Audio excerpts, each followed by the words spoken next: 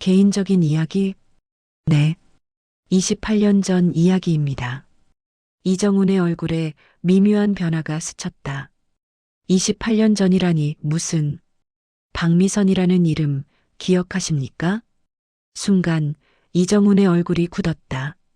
그는 펜을 내려놓았다. 누구신지 모르겠지만 나는 그런 사람 모릅니다. 정말요? 1997년 당신은 그녀가 다니던 회사에서 강의를 했습니다. 마케팅 관련 강의였죠. 그리고 6개월 동안 그녀와 교제했습니다. 물론 당신이 유부남이라는 사실을 숨긴 채 이정훈이 자리에서 일어났다. 당장 나가시죠. 그렇지 않으면 보안팀을 부르겠습니다. 사연을 시작하기 전에 구독과 좋아요 버튼을 눌러주시면 이 이야기가 더 많은 분들께 닿을 수 있어요. 또한 어디서 듣고 계신지 댓글로 공유해 주시면 그곳에 항상 건강과 행복이 함께하길 기원드립니다.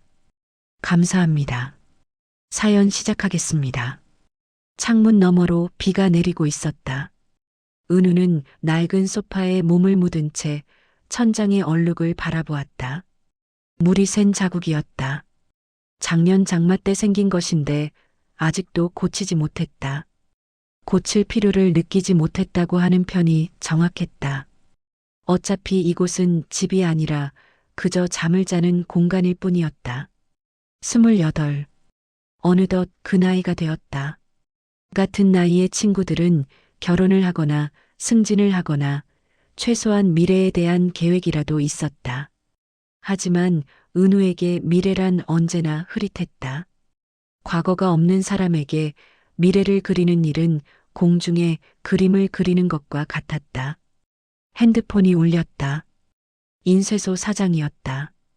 은우야, 내일 아침 일찍 출근 가능하지?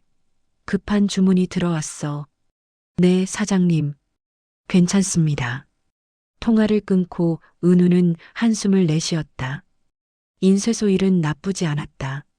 말없이 기계 앞에서 종이와 잉크를 다루는 일, 누구와도 깊은 대화를 나누지 않아도 되고 과거를 묻지도 않았다. 다만 그 일이 자신의 꿈이었냐고 묻는다면 은우는 대답할 수 없었다. 애초에 꿈이라는 게 있었던 적이 없었다. 비는 더 거세게 내렸다. 은우는 일어나 작은 부엌으로 걸어갔다. 냉장고를 열었지만 별로 먹고 싶은 게 없었다. 컵라면 하나와 우유 한 팩. 그는 라면을 꺼내 물을 끓이기 시작했다. 물이 끓는 동안 은우는 무심코 거실 구석에 쌓인 박스들을 바라보았다. 이사 온 지 2년이 넘었지만 여전히 정리하지 않은 짐들이었다. 정리할 필요를 느끼지 못했다. 어차피 언젠가 또 이사를 갈 것이고 그곳에서도 똑같이 살 것이다. 하지만 오늘은 달랐다. 왜인지 모르게 그 박스들이 신경 쓰였다. 은우는 라면을 후루룩 먹어치운 후 박스를 하나씩 열기 시작했다. 오래된 옷가지들, 몇 권 안 되는 책들, 인쇄소에서 가져온 메모지들, 별 볼 일 없는 것들 뿐이었다.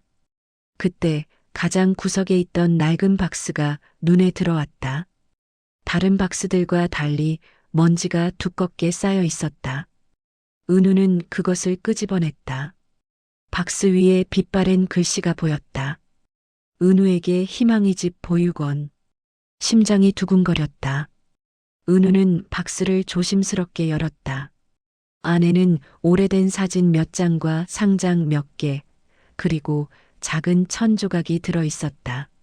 사진은 고아원 시절의 것이었다. 보육사 선생님들과 함께 찍은 사진, 친구들과 웃고 있는 사진. 은우는 그 사진 속의 자신을 보며 쓴웃음을 지었다. 그때는 웃을 수 있었구나. 상장들은 초등학교 때 받은 것들이었다. 백일장 장려상, 그림 그리기 대회 동상.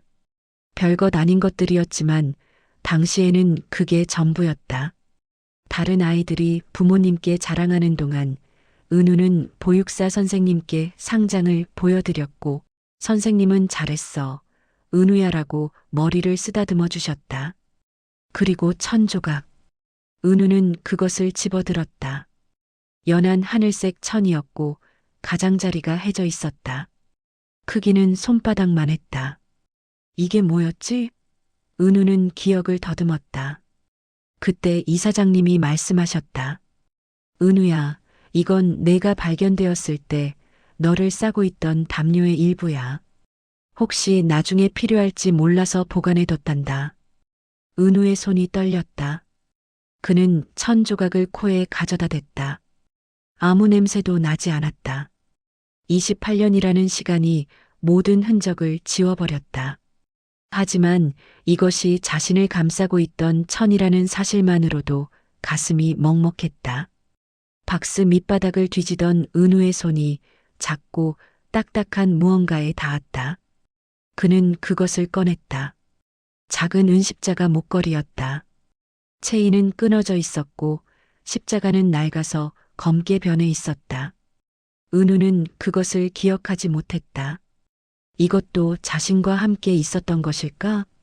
그는 핸드폰을 꺼내 고아원에 전화를 걸었다.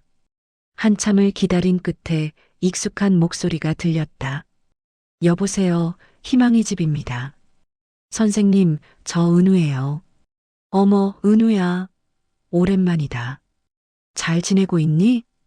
김미숙 보육사. 은우가 고아원에 있을 때 가장 많이 돌봐주셨던 분이었다. 은우는 목걸이에 대해 물었다. 아, 그 목걸이 말이니? 그래, 그것도 너와 함께 있었단다. 바구니 안에 천으로 쌓여 있었어. 그때 이사장님께서 잘 보관했다가 내가 성인이 되면 주라고 하셨지. 그럼 이게 제 어머니가 남긴 거란 말씀이신가요? 전화 너머로 한숨소리가 들렸다. 은우야, 그건 나도 확실히는 모르겠구나. 하지만 분명한 건 누군가 너를 사랑했다는 거야. 그 추운 겨울날 교회 앞에 널 두고 간 사람은 널 버린 게 아니라 살리려고 했을 거야. 은우는 대답하지 못했다. 살리려고? 그게 사랑이라고? 그는 평생 뿌리 없이 살아왔다. 자신이 누구인지 어디서 왔는지 모른 채 그게 사랑이라고 부를 수 있는 건가? 은우야, 괜찮니? 네, 괜찮습니다. 전화해 주셔서 감사해요, 선생님. 통화를 끊고 은우는 다시 목걸이를 바라보았다. 작고 보잘것없는 물건이었지만 이것이 자신의 과거와 연결된 유일한 고리였다. 그는 1,000조각과 목걸이를 손에 쥔 채 창밖을 바라보았다. 비는 여전히 내리고 있었다. 빗소리가 방 안을 가득 채웠다. 은우는 문득 깨달았다. 자신은 지금까지 단 한 번도 자신의 과거를 제대로 알아보려 하지 않았다는 것을. 두려웠기 때문이다. 알고 싶지 않았다. 자신을 버린 사람들이 어떤 사람인지, 왜 버렸는지. 하지만 오늘 이 낡은 1,000조각과 목걸이를 보며 은우는 생각했다. 더 이상 도망칠 수 없다고. 자신이 누구인지 알아야 한다고. 비록 그 진실이 고통스러울지라도. 은우는 노트북을 켜고 검색을 시작했다. 생부모 찾기, DNA 검사, 입양아 뿌리 찾기. 수많은 정보가 쏟아졌다. 은우는 하나하나 읽어내려갔다.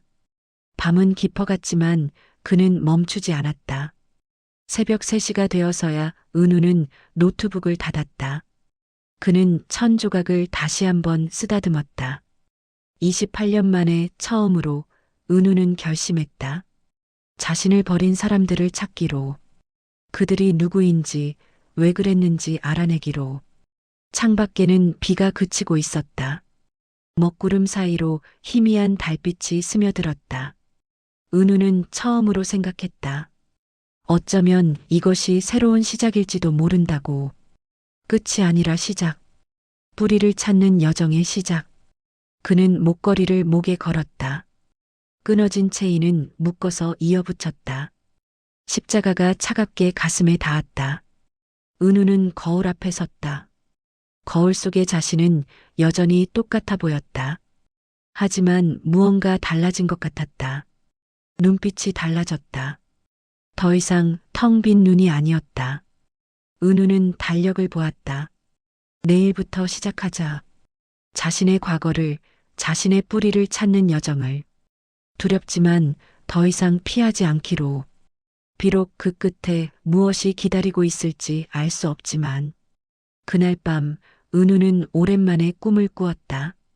교회 앞 계단에 놓인 작은 바구니, 그 안에 파란 담요에 쌓인 아기, 그리고 멀어져가는 누군가의 뒷모습.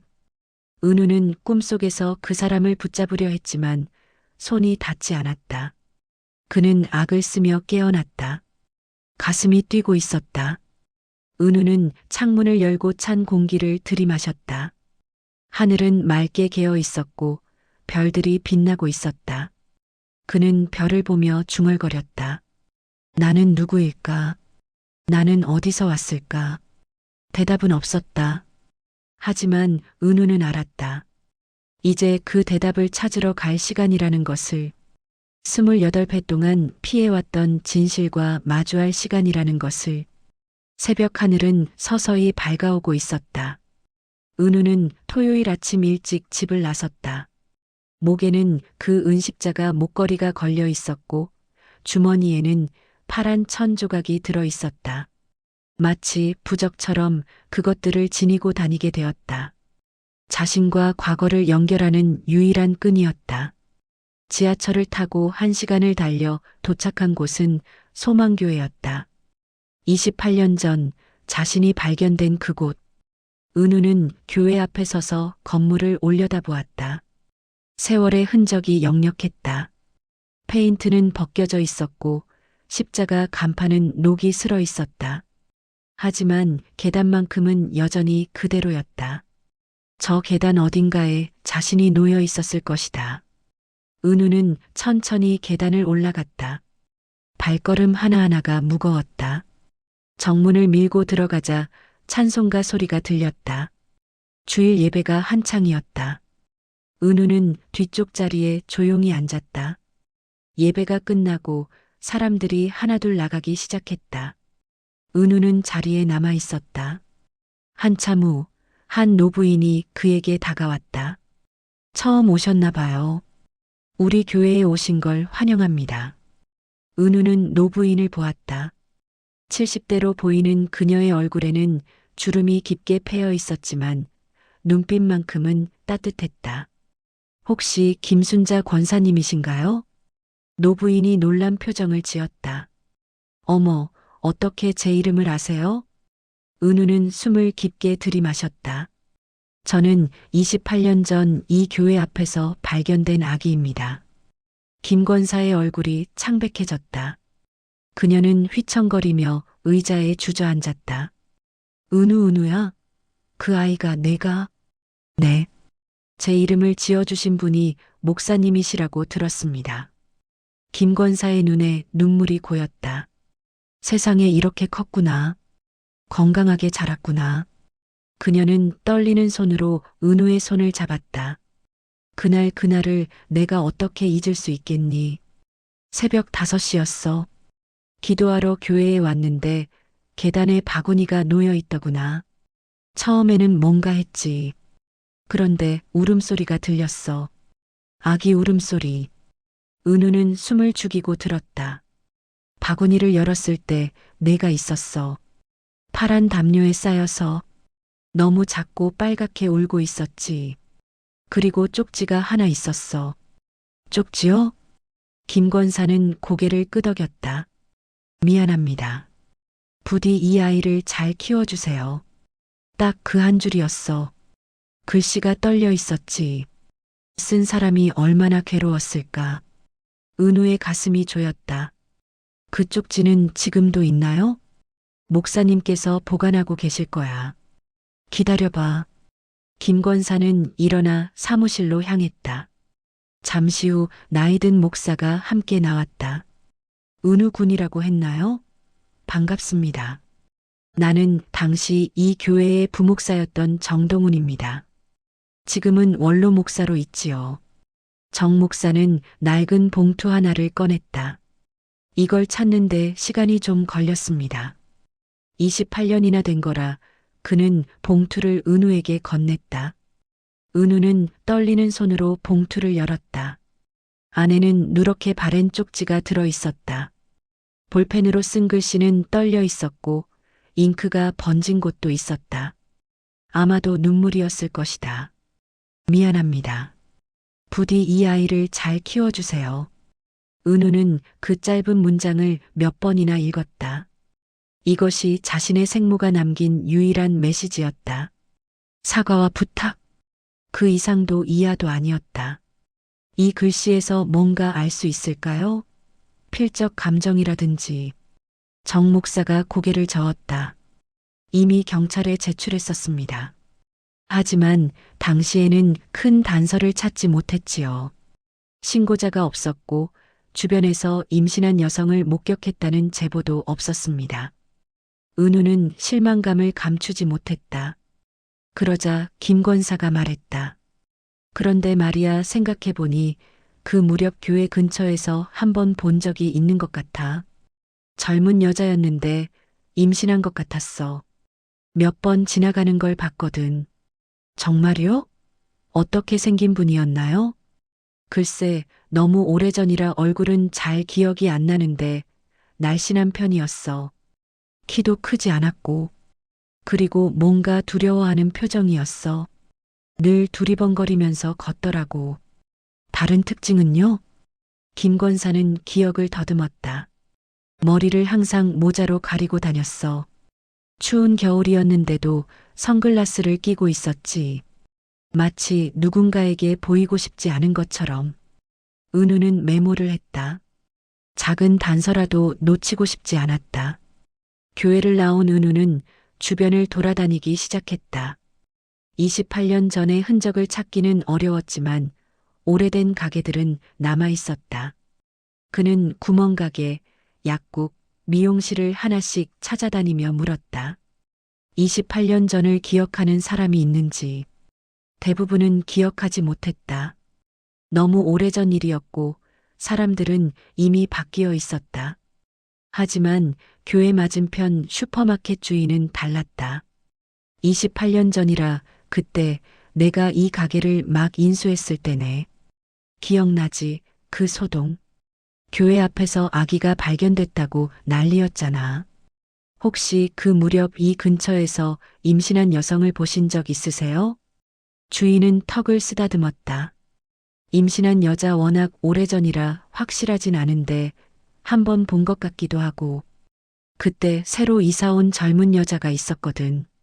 가끔 이 슈퍼에 물건 사러 왔어.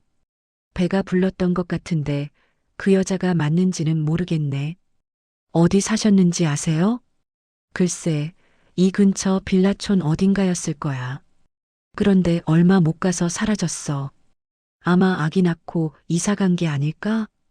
은우는 빌라촌을 찾아갔다. 낡은 빌라들이 빼곡히 들어서 있었다. 그는 각 건물의 관리인을 찾아다니며 물었지만 28년 전의 일을 기억하는 사람은 없었다. 일주일이 지났다. 은우는 퇴근 후와 주말마다 그 동네를 돌아다녔지만 더 이상의 단서는 나오지 않았다. 막막함에 빠져 있을 때 인터넷 검색 중 한 광고가 눈에 들어왔다. 생부모 찾기 전문 진실탐 정사무소. 은우는 주소를 확인하고 다음 날 바로 찾아갔다. 작은 빌딩 3층에 위치한 사무실은 생각보다 깔끔했다. 벨을 누르자 30대 중반으로 보이는 여성이 문을 열었다. 어서 오세요. 예약하신 분이시죠? 저는 탐정 한지혜입니다. 은우는 그녀의 첫인상에 조금 놀랐다. TV 드라마에서 보던 탐정과는 달랐다. 단정한 정장 차림의 지적인 인상이었다. 앉으시죠. 무슨 일로 오셨는지 들어볼까요? 은우는 자신의 이야기를 했다. 교회에서 발견된 일, 천조각과 목걸이, 쪽지, 그리고 그동안 조사한 내용들. 지혜는 진지하게 듣고 메모를 했다. 28년 전 쉽지 않은 케이스네요. 하지만 불가능하지는 않습니다. 최근 몇 년 사이 DNA 데이터베이스가 많이 구축됐거든요. 실종자 가족들이 등록한 DNA도 많고요. DNA 검사를 하면 찾을 수 있나요? 가능성은 있습니다. 당신의 생모나 생부 또는 혈연 관계에 있는 사람이 DNA를 등록했다면요. 그리고 당시 산부인과 기록도 조회해 볼 수 있어요. 물론 개인정보라 쉽진 않지만 방법은 있습니다. 은우의 눈에 희망이 보였다. 제발 도와주세요. 비용은 얼마가 들든 상관없습니다. 지혜는 미소를 지었다. 그렇게 급하게 결정하지 마세요. 이건 단순히 돈의 문제가 아니에요. 진실을 알게 되면 그게 꼭 좋은 결과만은 아닐 수도 있어요. 각오는 되어 있나요? 은우는 고개를 끄덕였다. 제 평생 알고 싶었던 거예요. 좋든 나쁘든 진실을 알고 싶습니다. 알겠습니다. 그럼 계약서를 작성하시죠. 그날부터 본격적인 조사가 시작되었다. 지혜는 먼저 은우의 DNA를 채취해 여러 데이터베이스에 등록했다. 실종자 가족 DB, 입양아 뿌리찾기 DB, 그리고 민간 유전자 검사 업체들. 동시에 지혜는 28년 전 그 지역의 산부인과들을 조사하기 시작했다. 많은 병원이 이미 문을 닫았지만 몇 곳은 여전히 운영되고 있었다. 그녀는 합법적인 방법과 때로는 회색지대의 방법을 동원해 자료를 수집했다. 한 달이 지났다. 은우는 매일 지혜에게 연락을 했다. 진전이 있나요? 지혜는 인내심을 가지라고 말했다. 이런 일은 시간이 걸려요. 2달째 되던 어느 날 지혜에게서 연락이 왔다. 사무실로 와보세요. 얘기할 게 있어요. 은우는 퇴근하자마자 달려갔다. 지혜의 표정이 평소와 달랐다. 조금 무거워 보였다. 뭔가 찾으셨나요? 지혜는 파일 하나를 꺼냈다. DNA 매칭에서 결과가 나왔어요. 직접적인 부모는 아니지만 이촌 관계로 추정되는 사람이 있습니다. 이촌이요? 이모나 고모 또는 삼촌일 가능성이 높아요. 지혜는 컴퓨터 화면을 돌렸다. 박미경, 52세. 5년 전 유방암 검진 때 유전자 검사를 했고 그 데이터가 남아 있었어요. 은우의 심장이 뛰기 시작했다. 그럼 이 사람이 제 이모라는 건가요? 가능성이 높습니다. 그리고 지혜는 잠시 망설이다 말했다. 이 사람의 언니에 대해 조사를 해봤어요. 박미선, 55세 아니, 5년 전에 돌아가셨네요. 은우는 얼어붙었다. 돌아가셨다고요? 네. 췌장암이었어요. 투병 1년 만에 세상을 떠났습니다. 지혜는 조심스럽게 말을 이었다. 그리고 제가 조사한 바로는 박미선 씨는 평생 미혼이었고 자녀도 없다고 기록되어 있어요. 하지만요? 28년 전 그녀가 25세 때 몇 달간 행적이 묘연합니다. 회사도 휴직했고 집도 비워뒀어요. 그 시기가 당신이 발견된 시기와 겹칩니다. 은우는 눈을 감았다. 박미선, 그것이 자신의 생모의 이름일까? 그리고 그녀는 이미 세상에 없다는 것일까? 박미경 씨를 만나보는 게 좋겠어요. 그녀가 언니에 대해 뭔가 알고 있을 겁니다. 은우는 고개를 끄덕였다.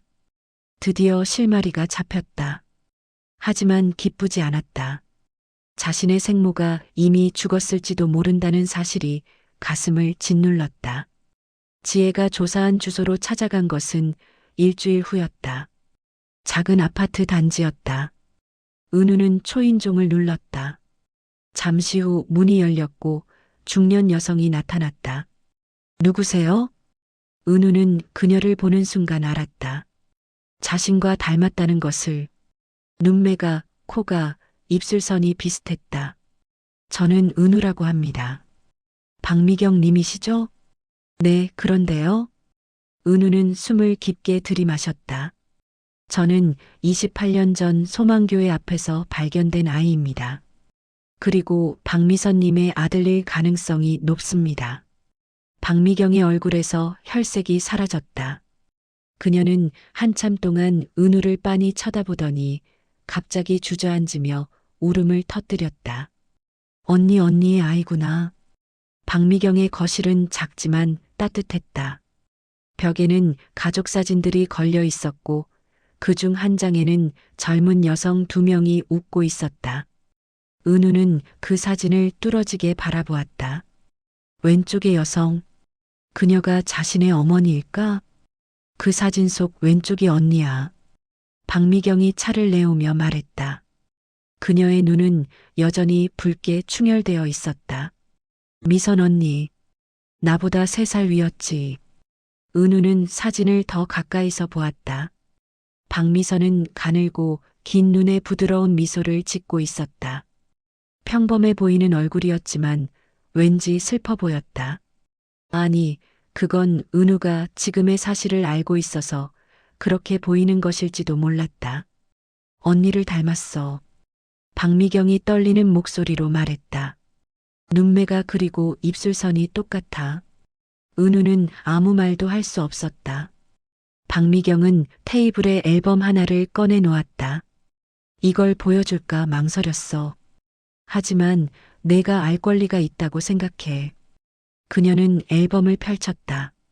박미선의 사진들이었다. 어린 시절, 학창 시절, 대학생 때 모든 순간이 그곳에 있었다. 언니는 착한 사람이었어. 너무 착했지.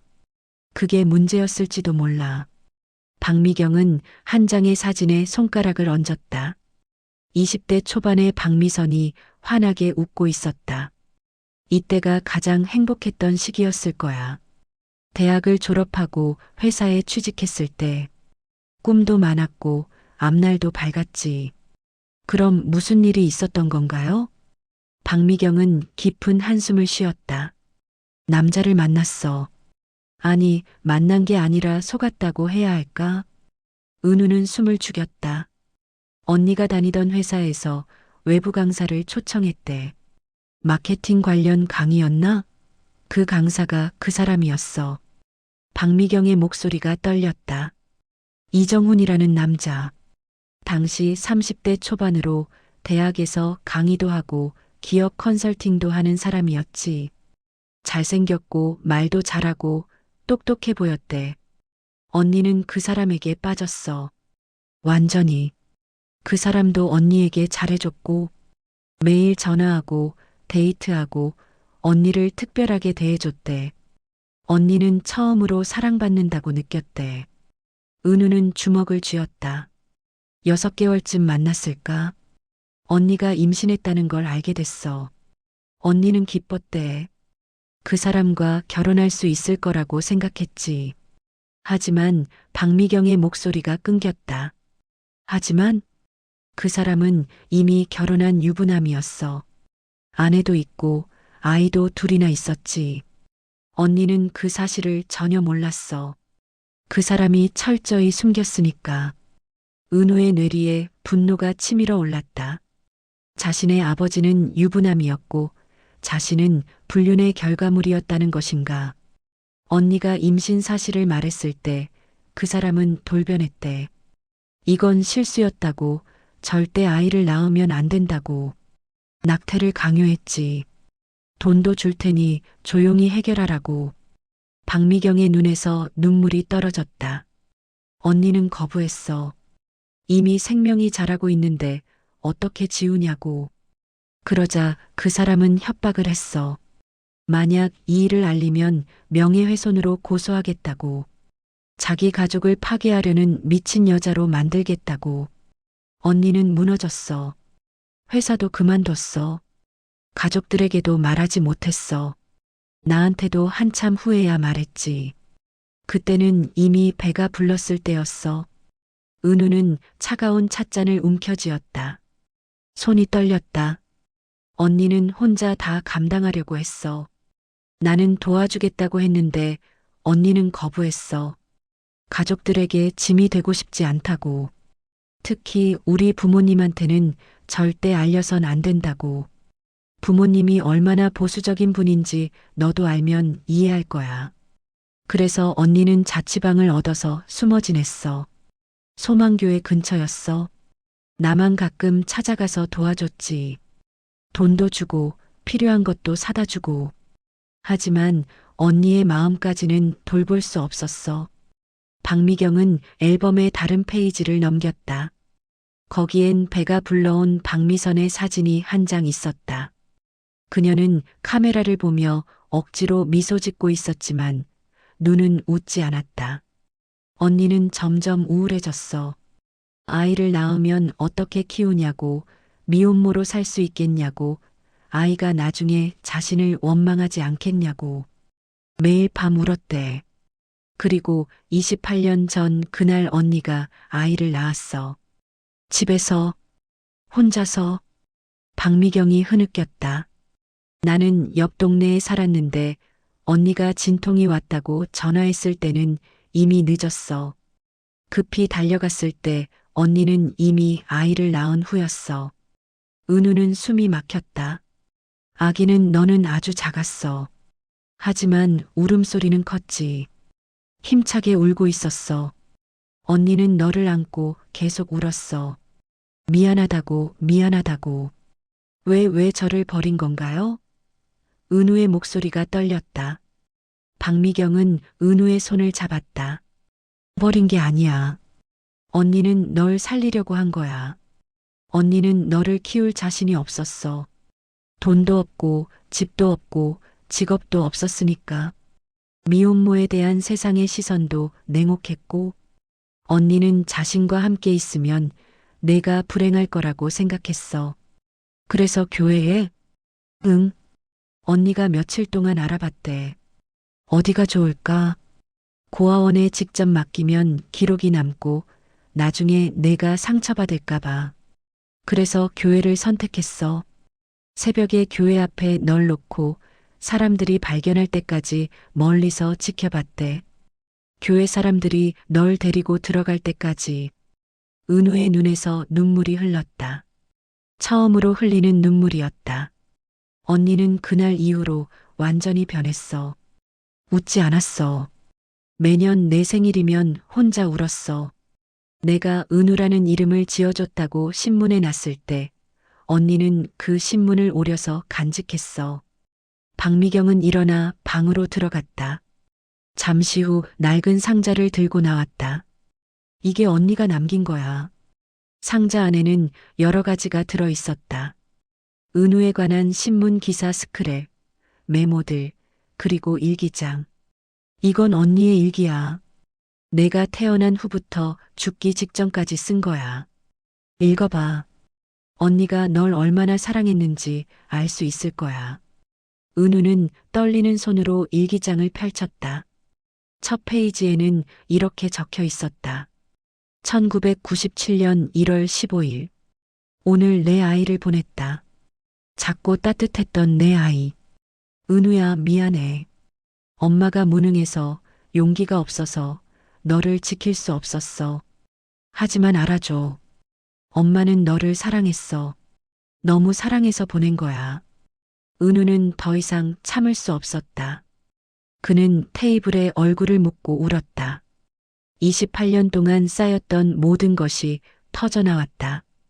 외로움, 분노, 슬픔, 그리고 이제야 알게 된 사랑.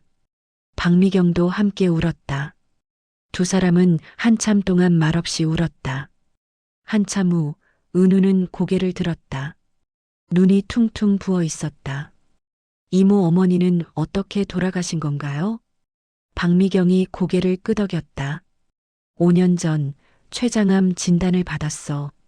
말기였어. 언니는 1년을 버텼어. 그동안 계속 널 찾으려고 했어.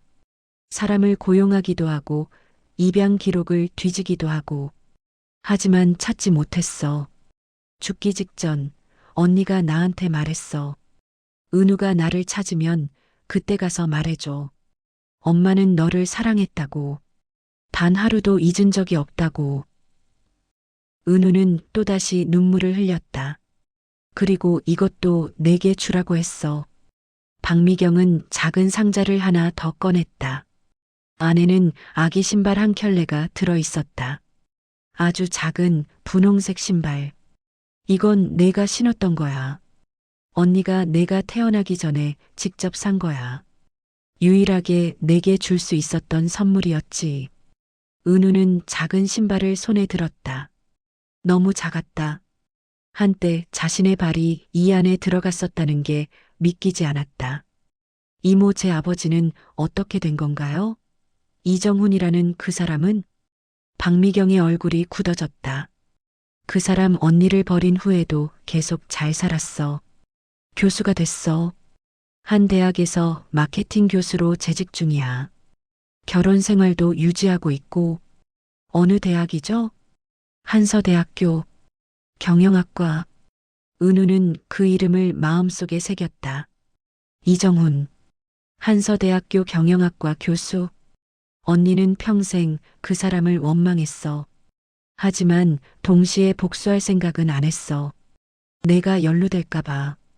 그 사람이 내 존재를 알면 내가 피해를 볼 거라고 생각했대. 은우는 일기장을 가슴에 안았다. 이모, 이거 제가 가져가도 될까요? 물론이야. 내 거야. 언니가 너한테 남긴 거니까. 은우는 일어났다. 오늘은 이만 가봐야 할 것 같아요. 너무 많은 걸 알았어요. 정리가 필요해요. 박미경이 그를 배웅하며 말했다. 은우야, 다시 와. 나는 내 이모야.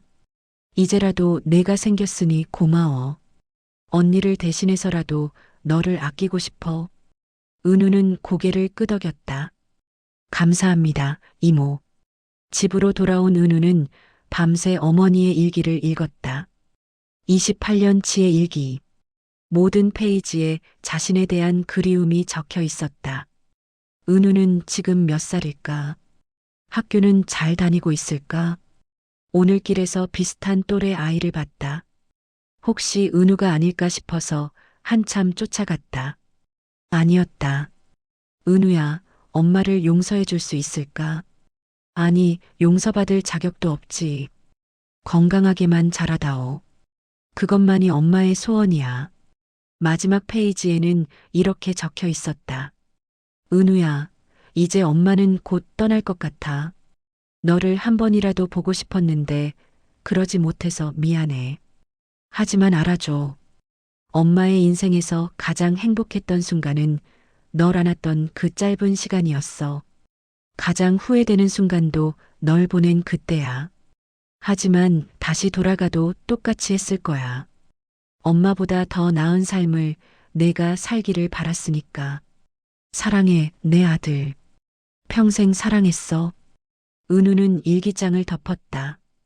가슴이 미어졌다. 어머니를 원망할 수도 용서할 수도 없었다. 그녀는 이미 없었다. 이제 남은 건 자신을 버리고 잘 살고 있는 아버지뿐. 은우는 컴퓨터를 켰다. 한서대학교 홈페이지에 접속했다. 경영학과 교수진 페이지를 클릭했다. 그리고 그를 찾았다. 이정훈 교수, 57세, 마케팅 전공. 프로필 사진 속에 그는 잘 차려입고 미소 짓고 있었다. 성공한 학자의 모습이었다. 은우는 그 얼굴을 오래 바라보았다. 자신의 아버지, 어머니를 버리고 자신의 존재조차 모르는 남자. 은우의 눈에 서늘한 빛이 스쳤다. 이제 그를 만나야 할 시간이었다. 한서대학교 정문 앞. 은우는 캠퍼스를 바라보았다. 가을 햇살이 붉게 물든 단풍나무를 비추고 있었다. 학생들이 웃으며 지나갔다. 평화로운 풍경이었다. 하지만 은우의 마음은 폭풍 전야 같았다. 그는 3주 동안 준비했다. 탐정 지혜와 함께 이정훈에 대해 철저히 조사했다. 그의 강의 시간표, 연구실 위치, 출퇴근 시간, 심지어 점심 메뉴까지. 그리고 다른 것들도. 지혜는 놀라운 것을 발견했다. 이정훈은 박미선이 유일한 피해자가 아니었다.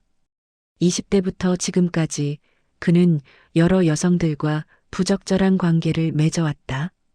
제자들, 회사 직원들, 외부 강의를 들으러 온 수강생들, 기혼자라는 사실을 숨기고 진지한 관계인 척하며 그들을 이용했다. 지혜가 찾아낸 피해자는 모두 5명이었다. 그중 2명은 임신을 했고 이정훈의 강요로 낙태를 했다. 1명은 정신적 충격으로 지금도 상담 치료를 받고 있었다. 또 1명은 자살을 시도했었다. 은우는 그들을 하나씩 찾아갔다. 처음에는 경계했던 그들도 은우의 이야기를 듣고는 마음을 열었다. 그들은 증언했다. 녹음도 허락했다. 이정훈이 자신들에게 한 말들, 약속들, 그리고 배신을. 제발 그 사람을 막아주세요. 한 여성이 말했다. 저 같은 피해자가 더 이상 나오지 않게. 은우는 약속했다. 반드시 그렇게 하겠다고. 그리고 오늘 디데이.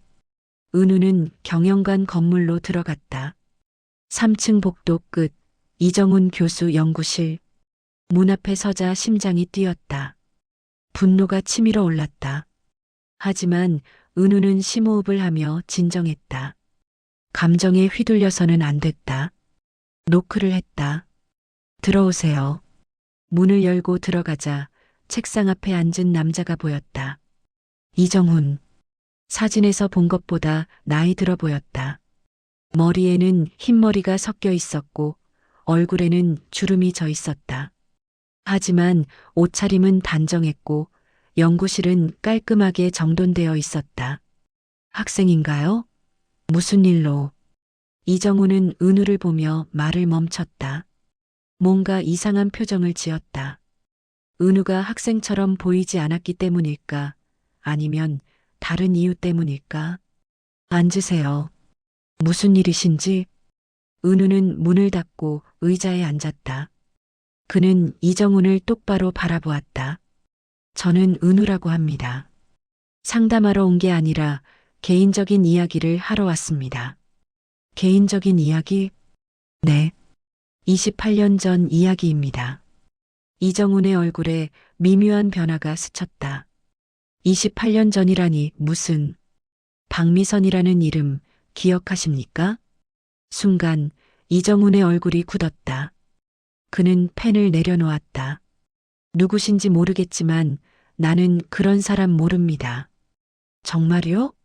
1997년 당신은 그녀가 다니던 회사에서 강의를 했습니다. 마케팅 관련 강의였죠. 그리고 6개월 동안 그녀와 교제했습니다. 물론 당신이 유부남이라는 사실을 숨긴 채. 이정훈이 자리에서 일어났다. 당장 나가시죠. 그렇지 않으면 보안팀을 부르겠습니다. 은우는 움직이지 않았다. 저를 보안팀에 넘기시겠다고요? 좋습니다. 그럼 제가 가진 증거들을 모두 공개하죠. 박미선뿐 아니라 다른 피해자들의 증언도 있습니다. 김혜진, 이수연, 최민정, 강은지, 정다은. 5명의 여성들이 당신의 만행을 증언할 준비가 되어 있습니다. 이정훈의 얼굴이 창백해졌다. 그는 천천히 다시 앉았다. 당신은 대체 누구요? 제 소개가 늦었네요. 은우는 차갑게 웃었다. 저는 박미선의 아들입니다. 28년 전 소망교회 앞에 버려진 아이. 당신의 아들이죠. 이정훈은 말을 잃었다. 그는 은우를 빤히 쳐다보았다. 믿을 수 없다는 표정이었다. 거짓말. 박미선은 아이를 낙태했다고 생각하셨나요? 아니면 그냥 사라졌다고 생각하셨나요? 그녀는 아이를 낳았습니다. 혼자서. 그리고 교회 앞에 맡겼죠. 저를 살리기 위해서. 나는 몰랐어. 이정훈의 목소리가 떨렸다. 몰랐다고요? 은우의 목소리가 높아졌다. 몰랐다는 게 변명이 됩니까? 당신은 임신한 여자를 버렸어요. 낙태를 강요하고 협박까지 했죠. 그녀가 어떻게 됐는지 확인조차 하지 않았고. 나는 그때 나도 힘들었어. 가정이 있었고 경력도 생각해야 했고, 가정? 은우가 비웃었다. 가정을 생각했다면 애초에 바람을 피우지 말았어야죠. 경력을 생각했다면 제자들을 이용하지 말았어야죠. 이정우는 고개를 숙였다. 한참 침묵이 흘렀다. 박미선은 지금 어디 있나요? 죽었습니다. 은우의 목소리는 담담했다. 5년 전에 췌장암으로. 이정훈이 고개를 들었다. 그의 눈에 무언가가 스쳤다. 후회? 아니면 안도감? 그녀는 평생 당신을 원망했습니다. 하지만 복수하지 않았어요. 저 때문에 제가 상처받을까봐 죽기 직전까지 저를 찾으려 했지만 끝내 찾지 못했죠. 은우는 주머니에서 어머니의 일기장을 꺼냈다. 이게 그녀가 남긴 일기입니다. 28년간 매일 저를 그리워하며 쓴 거예요. 읽어보시겠습니까? 당신이 한 여자의 인생을 어떻게 망쳤는지. 이정우는 일기장을 보지 않았다. 그는 그저 책상을 내려다보았다. 당신이 원하는 게 뭐요? 돈? 얼마를 원하는지 말해보시오. 그 순간 은우의 마지막 희망도 사라졌다. 그는 사과를 기대한 적은 없었다. 하지만 최소한의 양심, 최소한의 인간성은 기대했다. 하지만 이정훈에게는 그마저도 없었다. 돈? 은우가 냉소했다. 당신은 정말 아무것도 모르는군요. 은우는 가방에서 서류 뭉치를 꺼내 책상 위에 던졌다. 이게 제가 원하는 겁니다. 피해자들의 진술서, 증거자료, 그리고 제 DNA 검사 결과. 당신의 아들이라는 과학적 증명. 이정훈이 서류를 집어들었다. 그의 손이 떨렸다. 일주일 드리겠습니다. 일주일 안에 자진해서 대학의 사실을 고백하고 사퇴하세요. 그리고 피해자들에게 사과하세요. 그렇지 않으면 이 모든 자료를 언론에 넘기겠습니다. 대학 측에도 제보하고 SNS에도 공개하겠습니다. 당신의 가족들도 알게 되겠죠. 당신의 아내와 자녀들도. 이정훈의 얼굴이 일그러졌다. 내 가족을 건드리지 마. 왜요? 당신은 제 어머니를 건드렸잖아요. 저를 건드렸잖아요. 5명의 다른 여성들도 건드렸고요. 제발 그건 하지 말아요. 내 아이들은 아무 죄가 없어요. 저도 죄가 없었습니다. 은우가 일어섰다. 하지만 당신 때문에 평생 고아로 살았어요. 부모가 누군지 나는 누구인지 모르고 살았죠. 은우는 문으로 향했다. 문 앞에서 멈춰서서 말했다. 참 한 가지 더. 저는 당신을 아버지라고 부를 생각 없습니다. 당신은 그냥 정자를 제공한 남자일 뿐이에요. 제 아버지는 고아원에서 저를 돌봐준 분들입니다. 문을 나서려는 순간 이정훈이 외쳤다. 잠깐. 은우가 돌아봤다. 정말 내가 사퇴하고 사과하면 이 일을 덮어줄 건가요? 은우는 잠시 생각했다. 그리고 고개를 저었다.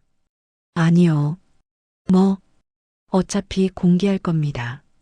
당신이 사퇴하든 안 하든.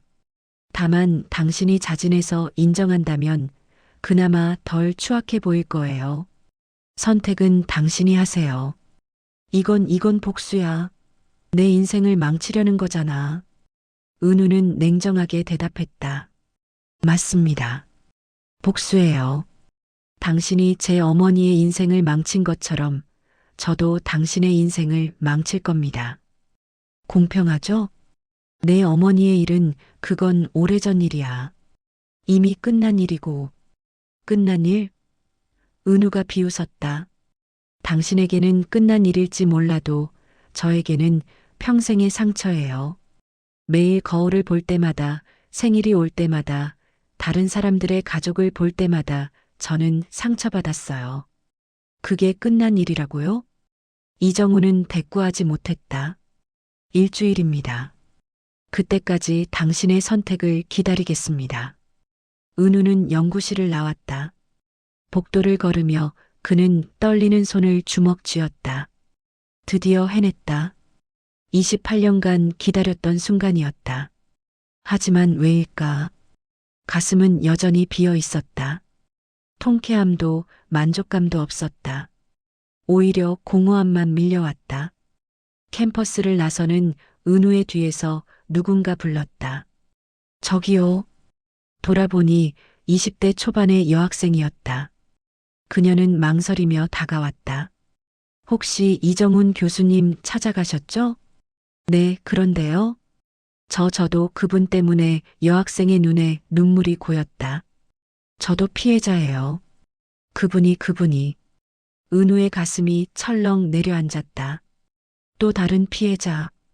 그것도 지금 현재 진행형인. 괜찮아요. 천천히 말해보세요. 여학생은 흐느끼며 말했다. 이정훈이 자신에게 접근했고 특별하다고 했고 호감을 표시했다고. 하지만 최근 들어 거리를 두기 시작했고 자신이 유혹했다며 오히려 협박까지 했다고. 증거가 있나요? 문자 메시지 카톡 있어요. 은우는 명함을 꺼냈다. 지혜의 명함이었다. 여기 연락하세요. 당신을 도와줄 수 있는 분이에요. 그리고 은우는 그녀의 어깨를 두드렸다. 당신 잘못이 아니에요. 절대. 여학생이 고개를 끄덕이며 울었다. 은우는 학교를 떠났다. 버스 정류장에 서서 하늘을 올려다보았다. 구름이 빠르게 흘러가고 있었다. 핸드폰이 울렸다. 박미경 이모였다. 은우야, 어떻게 됐니? 만났어요. 이정훈을. 그래. 그 사람이 뭐래? 사과는 없었어요. 돈으로 해결하려고 했죠. 한참 침묵이 흘렀다. 그리고 이모가 말했다. 은우야, 복수는 너를 행복하게 만들어주지 못해. 알아요. 하지만 정의는 실현되어야 해요. 정의와 복수는 다른 거야, 은우야.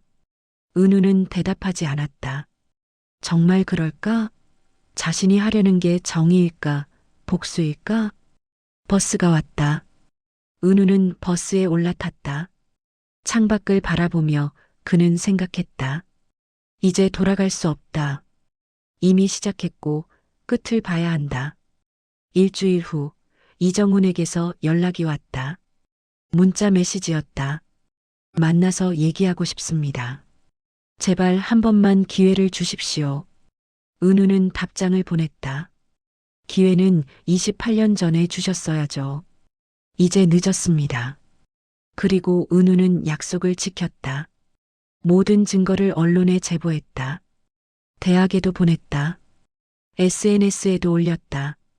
피해자들의 동의를 받아 그들의 증언도 함께. 이틀 후 기사가 터졌다. 명문대 교수 30년간 여성 제자들 성추행 미혼모 만들고 아이 유기까지. 인터넷은 난리가 났다. 댓글은 수천 개가 달렸다. 대부분은 분노했고 일부는 의심했고 소수는 은우를 비난했다. 대학은 즉각 조사위원회를 꾸렸다. 이정훈은 정직 처분을 받고 조사를 받기 시작했다. 그의 가족들도 알게 되었다. 아내는 이혼을 요구했고 자녀들은 충격에 빠졌다. 은우는 그 모든 과정을 멀리서 지켜봤다. 뉴스를 보고 기사를 읽고 댓글을 확인했다. 그리고 어느 날 이정훈이 은우 앞에 나타났다. 회사 앞이었다. 퇴근 시간. 이정훈은 완전히 망가진 모습이었다. 수염은 길었고 옷은 구겨져 있었고 얼굴은 헬쑥했다. 은우야, 물러서세요. 당신과 할 얘기 없어요. 제발 그만해줘. 내가 잘못했어. 정말 미안해. 내 어머니한테도 너한테도 미안해. 이제 와서 사과가 무슨 소용이에요? 이정훈이 무릎을 꿇었다. 거리 한복판에서 사람들이 쳐다봤다.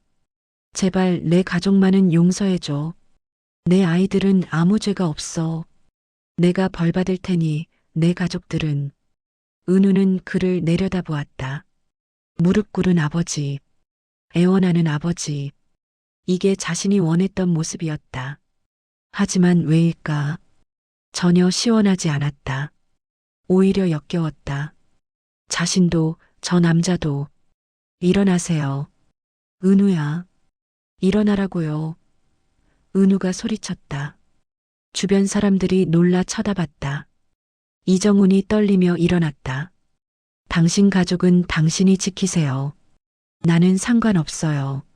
나는 그저 진실을 밝혔을 뿐이에요. 그 결과는 당신이 평생 해온 행동의 대가예요. 나는 이제 끝이야. 교수직도 잃었고, 아내도 날 떠났고, 그게 제 어머니가 겪었던 거예요. 은우가 차갑게 말했다. 모든 걸 잃는 것, 직업도 가족도 미래도. 차이가 있다면 어머니는 아무 잘못도 없었다는 거죠. 은우는 돌아섰다. 은우야, 내가 어떻게 하면 돼? 뭘 하면 내가 용서해 줄 수 있어? 은우는 멈춰섰다. 돌아보지 않고 말했다. 저는 당신을 용서하지 않을 거예요. 평생. 하지만 당신에게 한 가지 충고하죠. 남은 인생이라도 제대로 사세요. 더 이상 누군가를 아프게 하지 말고. 그게 당신이 할 수 있는 유일한 속죄예요. 은우는 걸어갔다. 이정훈의 흐느끼는 소리가 뒤에서 들렸지만 은우는 돌아보지 않았다. 그날 밤 은우는 어머니의 무덤을 찾았다. 작은 봉분 앞에 무릎을 꿇고 앉았다. 어머니, 제가 복수했어요. 그 사람을 망쳤어요. 어머니를 대신해서. 바람이 불었다. 근데 왜 이렇게 허전할까요? 왜 이렇게 공허할까요? 은우는 무덤에 이마를 댔다. 그리고 조용히 울었다. 복수는 완성되었다. 하지만 상처는 아물지 않았다. 복수 이후 한 달이 지났다. 은우는 평소처럼 출근하고 일하고 퇴근했다. 겉으로는 아무 일도 없는 것처럼 보였다. 하지만 밤마다 그는 악몽을 꾸었다. 꿈속에서 이정훈이 무릎 꿇고 애원했다. 박미선이 나타나 이게 내가 원했던 거니? 라고 물었다. 은우는 대답하지 못했다. 어느 주말 박미경 이모가 전화했다. 은우야, 이모네 집에 올래? 너한테 줄 게 있어. 은우는 이모의 집을 찾았다. 박미경은 그를 따뜻하게 맞이했지만 그녀의 눈빛에는 걱정이 서려 있었다. 요즘 어떻게 지내니? 괜찮아요.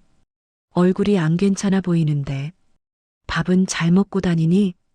은우는 대답 대신 웃었다.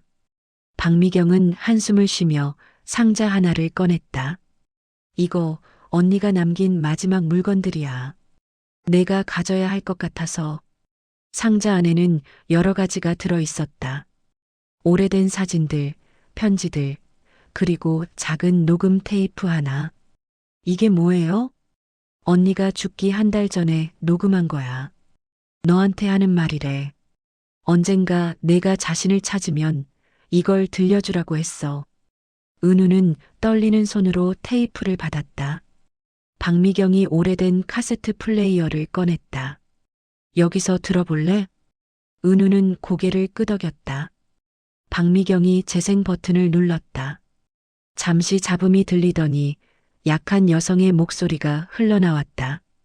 은우야, 내 아들. 이 목소리를 내가 듣고 있다면 엄마는 이미 세상을 떠났겠구나. 그리고 너는 엄마를 찾았겠지. 용기를 낸 거구나. 은우의 눈에서 눈물이 흘렀다. 어머니의 목소리. 태어나서 처음 듣는 목소리였다. 엄마가 너한테 할 말이 너무 많아. 하지만 시간이 많지 않아서 중요한 것만 말할게. 첫 번째, 엄마는 너를 사랑했어. 너를 품에 안았던 그 짧은 시간이 엄마 인생에서 가장 행복한 순간이었어. 너는 정말 예뻤어. 작고 따뜻하고 살아있었어.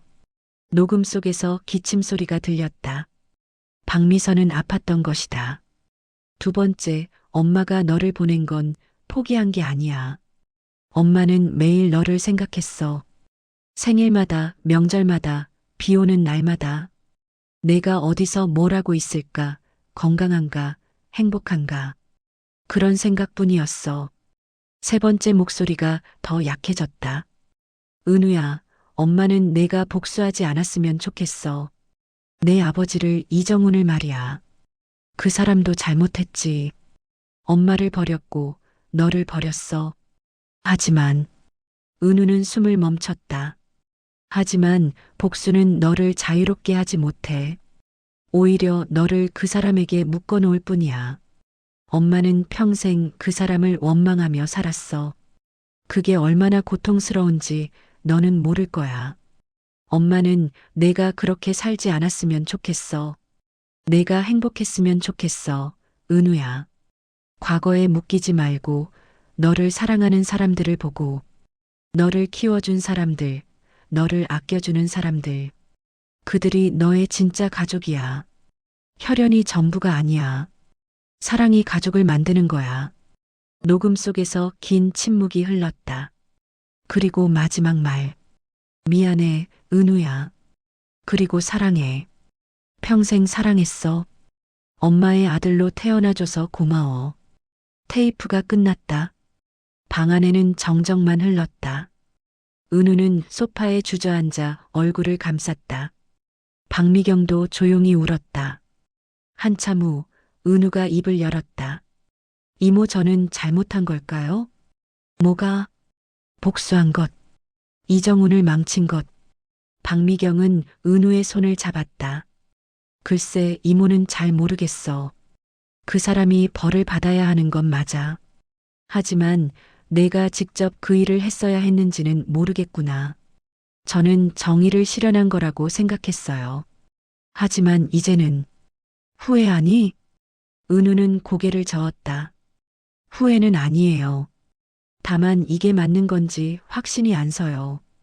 그 사람이 무너지는 걸 보면서 저도 뭔가 부서지는 것 같았어요. 박미경이 말했다. 은우야, 정의와 복수는 종이 한 장 차이야. 둘 다 잘못을 바로잡으려 하지만 정의는 앞을 보고 복수는 뒤를 봐. 내가 한 일이 세상을 더 나아지게 만들었다면 정의고, 그저 너를 만족시키려 한 거였다면 복수야. 그럼 저는 내가 판단해야 해. 내가 폭로한 후에 더 이상의 피해자가 나오지 않게 됐다면 그건 정의야. 하지만 내가 그걸로 행복해지지 못했다면 복수였을 수도 있어. 은우는 오래 생각했다. 그 대학생, 여학생. 그녀는 은우 덕분에 이정훈의 마수에서 벗어났다. 다른 잠재적 피해자들도. 그렇다면 자신이 한 일은 의미가 있었다. 하지만 왜 이렇게 공허한 걸까? 일주일 후 은우는 이정훈에게서 편지를 받았다. 병원 주소가 적혀 있었다. 은우에게. 나는 지금 병원에 있다. 췌장암 말기. 아이러니하게도 내 어머니와 같은 병이다. 의사는 3개월이라고 했다. 너를 만나고 싶다. 마지막으로. 거절해도 괜찮다. 하지만 내가 할 말이 있다. 내게 전하고 싶은 말이. 이정훈. 은우는 편지를 구겼다가 다시 펼쳤다. 며칠을 고민했다. 박미경 이모에게도 물었고 지혜 탐정에게도 물었다. 모두들 은우의 선택이라고 했다. 결국 은우는 병원을 찾았다. 6인실 병실. 이정훈은 창가 침대에 누워 있었다. 한 달 전과는 비교할 수 없을 만큼 야위어 있었다. 왔구나. 이정훈의 목소리는 거의 들리지 않았다. 은우는 침대 옆 의자에 앉았다. 할 말이 있다고 했죠. 이정훈이 천천히 상체를 일으켰다. 간호사가 도와주었다. 고맙다. 와줘서. 용건만 말하세요. 미안하다는 말부터 하고 싶구나.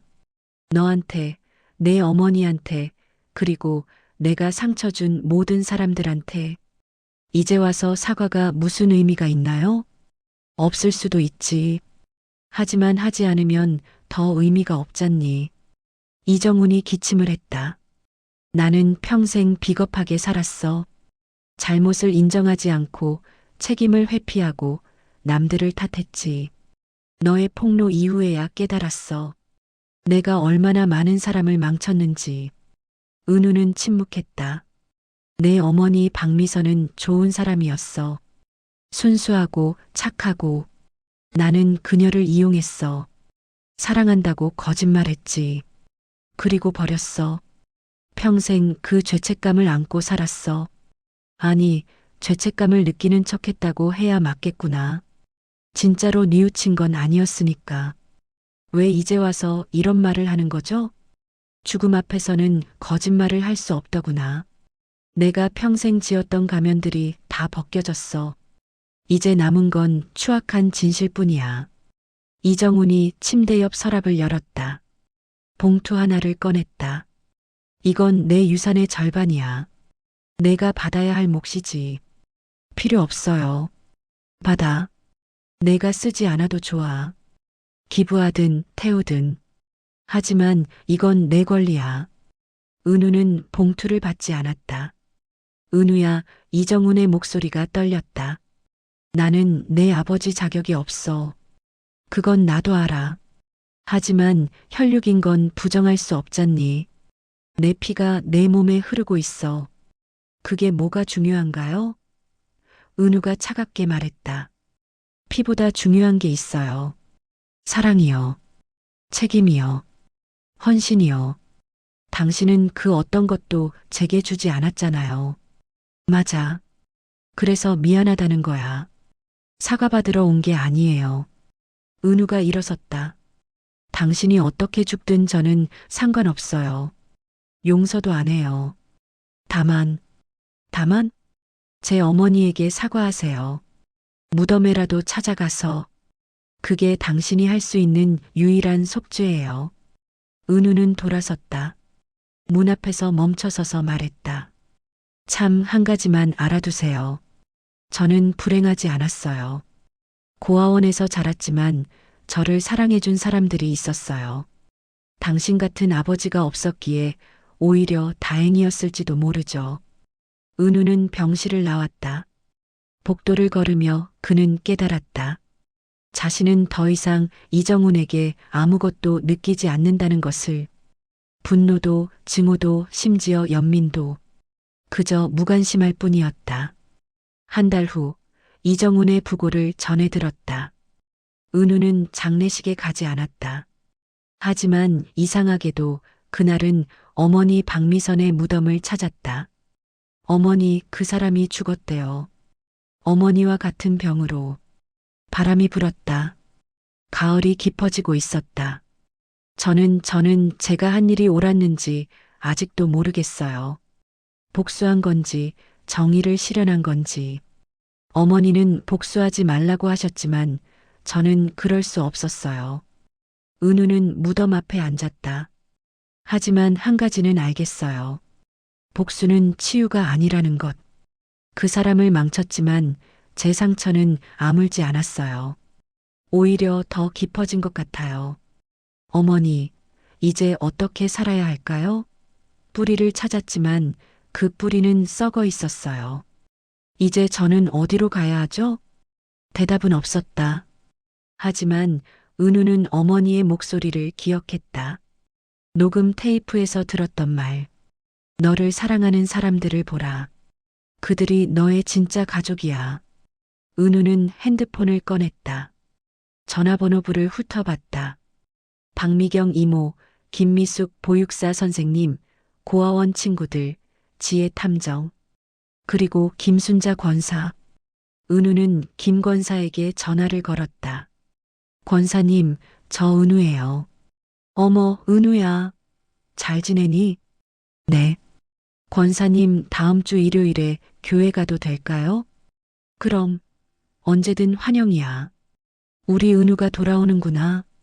전화를 끊고 은우는 하늘을 올려다보았다. 구름 사이로 햇살이 비쳤다. 그리고 며칠 후 은우는 한 가지 결정을 했다. 희망의 집 고아원을 찾아간 것이다. 은우야. 김미숙 선생님이 반갑게 맞아주었다. 오랜만이다. 선생님, 저 여기서 봉사활동 하고 싶어요. 봉사활동? 네. 주말마다 와서 아이들을 돌봐주고 싶어요. 공부도 가르쳐주고 놀아주고. 제가 어렸을 때 선생님들이 저에게 해주셨던 것처럼요. 김 선생님의 눈에 눈물이 고였다. 그래, 좋지. 아이들이 정말 좋아할 거야. 그날부터 은우의 주말이 바뀌었다. 토요일과 일요일, 그는 고아원에 갔다. 아이들과 놀았고, 숙제를 도와주었고, 이야기를 들어주었다. 어느 토요일 한 아이가 물었다. 은우 선생님, 선생님도 여기서 자랐어요? 응, 그랬어. 그럼 부모님은요? 없어. 아이가 눈을 동그랗게 떴다. 저랑 똑같네요. 근데 선생님은 외롭지 않아요? 은우는 아이의 머리를 쓰다듬었다. 가끔은 외로워. 하지만 혼자가 아니야. 어떻게요? 너희가 있잖아. 선생님들도 있고, 친구들도 있고, 가족은 꼭 피로 이어진 사람만 가족이 아니야. 서로 아끼고 사랑하면 그게 가족이야. 아이가 웃었다. 그럼 저도 선생님이 가족인가요? 그럼, 우리 가족이지. 아이가 은우를 껴안았다. 은우는 그 작은 품을 안으며 느꼈다. 따뜻함을, 그리고 치유를. 복수는 상처를 아물게 하지 못했다. 하지만 사랑은 할 수 있었다. 누군가를 돌보는 것, 누군가에게 의미 있는 존재가 되는 것. 그것이 진짜 치유였다. 저녁, 집으로 돌아온 은우는 책상 앞에 앉았다. 그리고 편지를 쓰기 시작했다. 어머니에게 보내는 편지. 어머니, 저는 이제 알 것 같아요. 어머니가 왜 저를 보냈는지. 사랑했기 때문이라는 걸. 그리고 그게 얼마나 고통스러운 선택이었는지도. 저는 복수했어요. 어머니가 원하지 않았던 일을 후회하냐고 물으신다면 잘 모르겠어요. 하지만 한 가지는 확실해요. 복수로는 행복해질 수 없다는 것. 이제 저는 새로운 길을 찾으려고 해요. 과거에 묶여 사는 게 아니라 미래를 만들어가는 삶. 누군가에게 어머니가 제게 주려 했던 사랑을 전해주는 삶. 어머니, 저는 어머니를 용서해요. 완전히는 아니더라도 조금씩. 그리고 저도 용서받고 싶어요. 제가 한 일들을, 제 안의 분노와 증오를. 저는 더 이상 버려진 아이가 아니에요. 저는 선택하는 어른이에요. 어떻게 살지, 누구를 사랑할지, 어떤 사람이 될지. 그 모든 걸 선택할 수 있는 어른. 사랑해요, 어머니. 만난 적 없지만 사랑해요. 편지를 다 쓰고 은우는 봉투에 넣었다. 그리고 다음 날 어머니의 무덤에 그 편지를 묻었다. 돌아오는 길 은우는 이정훈이 준 봉투를 떠올렸다. 결국 받기는 했다. 하지만 자신을 위해 쓰지 않기로 했다. 은우는 희망이 집 고아원을 찾았다. 원장 선생님께 봉투를 건넸다. 이걸로 장학금을 만들고 싶어요. 여기서 자란 아이들이 대학에 갈 수 있도록. 박미선 장학금이라는 이름으로요. 원장 선생님이 놀라 물었다. 박미선이라니? 제 어머니 이름이에요. 어머니가 하지 못했던 일을 제가 대신 하고 싶어요. 원장 선생님이 은우의 손을 꼭 잡았다. 고맙구나, 은우야. 몇 년이 흘렀다. 은우는 여전히 인쇄소에서 일했고 주말마다 고아원에 갔다. 박미경 이모와는 명절마다 만났고 이모는 진짜 이모처럼 그를 챙겼다. 어느 크리스마스 고아원에서 작은 파티가 열렸다. 아이들이 캐럴을 불렀고 선생님들이 케이크를 나눠주었다. 한 아이가 은우에게 물었다. 선생님, 크리스마스 소원이 뭐예요? 은우는 잠시 생각했다. 예전 같았으면 부모를 찾는 것이라고 대답했을 것이다. 하지만 이제는 달랐다. 내 소원은 말이야, 은우가 아이를 안으며 말했다. 너희가 모두 행복하게 자라는 거야. 그리고 너희가 크면 또 다른 누군가를 행복하게 해주는 사람이 되는 거. 그게 선생님 소원이에요? 응, 그게 내 꿈이야. 아이가 웃으며 말했다. 그럼 저는 선생님 같은 사람이 될래요. 은우는 웃었다. 진심으로 웃었다. 오랜만에 느끼는 행복이었다. 그날 밤 집으로 돌아온 은우는 창밖을 바라보았다. 눈이 내리고 있었다. 28년 전 그날처럼 그는 목에 걸린 은십자가 목걸이를 만졌다. 낡고 검게 변한 목걸이. 어머니가 남긴 유일한 선물. 어머니, 저는 이제 괜찮아요. 완벽하진 않지만 괜찮아요. 창밖에 눈은 조용히 내렸다. 세상을 하얗게 덮으며 과거의 흔적을 지우며. 하지만 은우는 알았다. 과거는 지워지는 게 아니라는 것. 그것은 자신을 만드는 일부라는 것. 중요한 건 과거에 묶이지 않고 그것을 딛고 앞으로 나아가는 것. 은우는 노트북을 열었다. 그리고 타이핑을 시작했다. 자신의 이야기를. 버려진 아이가 뿌리를 찾고 복수하고 그리고 마침내 치유되는 이야기를. 누군가는 이 이야기를 읽고 위로받을지도 모른다. 자신처럼 상처받은 사람들이, 자신처럼 길을 잃은 사람들이. 그렇게 은우의 밤은 깊어갔다. 하지만 그의 마음은 어느 때보다 밝았다. 복수는 정의가 될 수 있지만 치유는 될 수 없다. 하지만 사랑은 치유가 될 수 있다. 그것이 은우가 배운 가장 중요한 진실이었다. 이 사연이 마음에 드셨다면 구독, 좋아요 부탁드립니다. 영상 제작에 큰 힘이 됩니다. 감사합니다.